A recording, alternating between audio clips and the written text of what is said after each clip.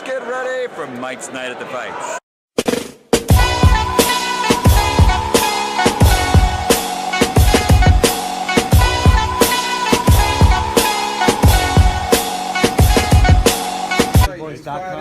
Over here with the light heavyweight champion of the world. Listen, he's been talking a lot of junk on social media. Do you think, in a way, that's falling right into your hands? Because he's getting all emotional about it. It looks like that loss really got to him. I mean, the reality is mentally. this, man. You know, I'm all in that dude's head. You know, when have you seen him act like this? He'll do it with certain guys, and you know, but I'm all in his head. And that doesn't mean everything, but I know that I'm in his head. Period. You know. And like I've been saying, and I'm gonna keep saying, I learned more about this guy in the last 4 months than I have fighting him for 12 rounds. For Kovalev, most times after fighters fight, they gain respect for each other. It seems like there's more tension now. Yeah, I lost some respect for the man. You know, it's one thing, you know, right after a fight, you feel some kind of way about the decision. That's understandable. But the excuse making for 4 months straight, bro, like that, I can't respect that. And it's not that he asked for my respect, but that's the reality of it. Does it seem like his disrespect is a little more phony because he had high regard for you before? He had, you know, kinder words to say before the fight, respected you as a it's fighter. Hard to say, it's hard to say what he's thinking.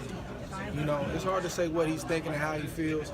He respects me, but that's what's gonna be his downfall. Is there? You know, you put your mouth on my God, and I didn't address it today.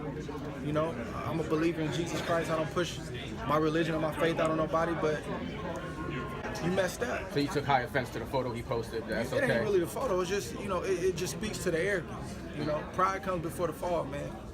And you got to stay humble in this sport. You know, and obviously you believe in yourself, and there's a level of confidence, but it's arrogance. And that's what's going to cause him to walk into something, is the arrogance, the thought that it can't happen. You know, Floyd's always said a fighter's never the same after they take a loss. Do you think I can't see say the same that. Kovalev? I mean, yeah, I expect to see a better Kovalev. I can't say that. I think it's how you lose. You know, you get destroyed, and you know, it's a lot of variables, so it's hard to say that. You know. It looks seemed like you figured him out the second half of the fight. You plan to parlay what you were doing in the second half of the fight, or perhaps you're going to show him something new in this fight, something he hasn't seen before. We're going to work on some new things, and you know, I'm not getting caught up in what he's doing. You know, I'm the same guy that I was the first fight, the same guy that I was my whole career. You know, I'm gonna stand firm. The last thing I said before, you know, the week of the fight, before the fight, was I said I'm not gonna take no mess, and that meant outside the ring and inside the ring. And that's why I tell the young guys that I mentor, like, look, man, all that talk, and we get face to face, and you're not saying nothing. So there's perception that you want it, and your awards running it, but then there's reality. This is reality. And June 17th is reality. Can you elaborate on cracking the code, which James Prince said? I mean, you know,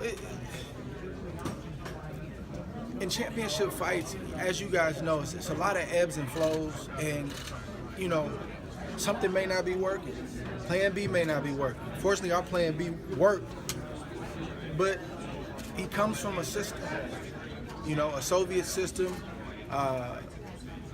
It's not going to change. He's going to make some adjustments, but he's not going to change who he is. Where he likes to throw his punches, where he's, you know, the most dangerous, things that he doesn't. He's not going to change that. That's ingrained in who he is. Do you feel that now, you're the one that mentioned the Russia system, do you feel that over the course of time, the way that two nations are going at it head-to-head, do you think that this is going to play into maybe that type of fight as well? I mean, it's hard to not make the correlation, you know, and you know, my manager, you know, he alluded to it the first time, and, you know, he's alluding to it again. I think it's just a natural course of things, and but politically, man, I try to stay away from that. But I mean, definitely some correlation. Let's talk about the knockdown. What actually helped you? How did it help you? Can you explain? And can you also talk about Kovalev's power? I mean, obviously, that's not where we want to be. So let me preface anything I say with that. Like, that's not where we want to be, and that's not where I feel like we should be.